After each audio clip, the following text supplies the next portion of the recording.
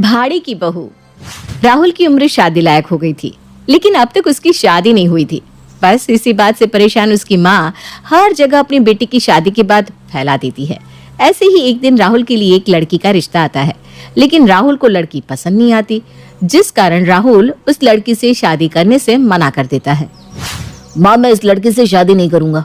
अब कैसी कैसी लड़कियां दिखा रही है मुझे।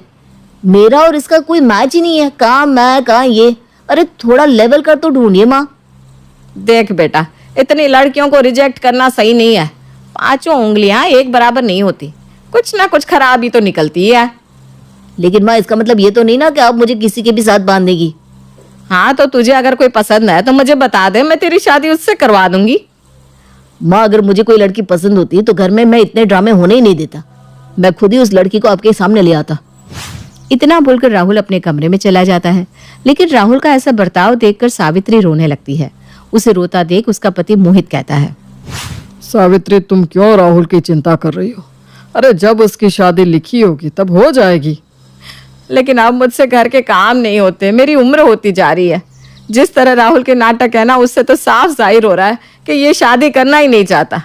या तो वो किसी लड़की को पसंद करता है या फिर यूं ही कमारा रहना चाहता है। मोहित जी, आप राहुल को समझाइए ना, क्या पता आपकी बात करने से वो मान जाए। सावित्री की बात सुनकर मोहित राहुल के कमरे में जाता है और उसे समझाने की कोशिश करता है, लेकिन राहुल तो अपने ही पापा को समझाने लगता है। ठीक है पापा, मान लिया मैंने, आपकी पसंद से शादी कर ली। लेकिन मैं अगर कहीं उसे बाहर लेकर जाऊंगा तो आपने सोचा भी है कि लोग क्या कहेंगे? ना वो मेरी हाइट से मैच करती है, ना शक्ल सूरत, ना ही वो पढ़ी लिखी है। उसे तो अपनी बीवी कहते हुए भी मुझे शर्म आएगी। क्या आप अपने बेटे का ऐसा घर बसाना चाहते हैं जो शादी के बाद भी आपका बेटा कभी खुश ना रह सके? अगर आप अपने बेटे की खुशी नहीं चाहते, अगर आप चाहते हैं कि आपके बेटे का रिश्ता दुनिया के सामने रहे लेकिन उसकी पर्सनल लाइफ में हमेशा प्रॉब्लम रहे, तो ठीक है, मैं शादी करने के लिए तैयार हूँ। राहुल की बात सुनने के बाद मोहित इस शादी के लिए इनकार कर देता है और वो अपने बेटे का सपोर्ट लेता है।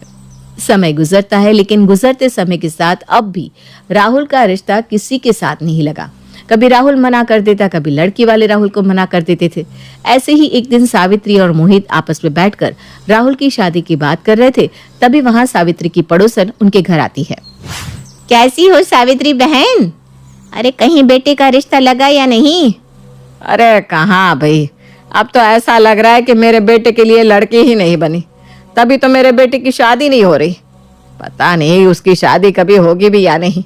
अब तो मैं बाहर जाती हूँ तो लोग मुझे ताने देने लगते हैं, बेटा 30 साल का हो गया लेकिन अब तक माँ बाप उसे खुद से दूर नहीं कर रहे। बता, अब लोगों के ताने सुनकर रहना पड़ रहा है मुझे। अरे तो तुम लोगों का मुंह बंद करने के लिए अपने लिए भाड़े की बहू क्यों नहीं ले आती? क्या कहा? भाड़े की बहू? क्या मतलब है आपका? अरे मोहित भाई साहब, लोगों का मुंह बंद करने के लिए कुछ ना कुछ तो करना पड़ेगा। आप भले ही 2-4 लोगों का मुंह बंद कर लेंगे, लेकिन पूरी सोसाइटी का नहीं। किस किस का मुंह बंद करेंगे आप? बोलने वाले तो कुछ भी बोलते हैं। वैसे मेरी मानो तो आप लोगों को दिखाने के लिए अपने बेटे की नकली शादी कर दो। इसी बहाने लोगों का मुंह भी बंद हो जाएगा और आपके घर में भाड़े की बहू आ जाएगी। लेकिन आप कहना क्या चाहती हैं, हमें यही समझ में नहीं आ रहा। अरे भाड़े की बहू बनेगा कौन? आखिर कौन है जो यहाँ भाड़े की बहू बनने के लिए तैयार होगा?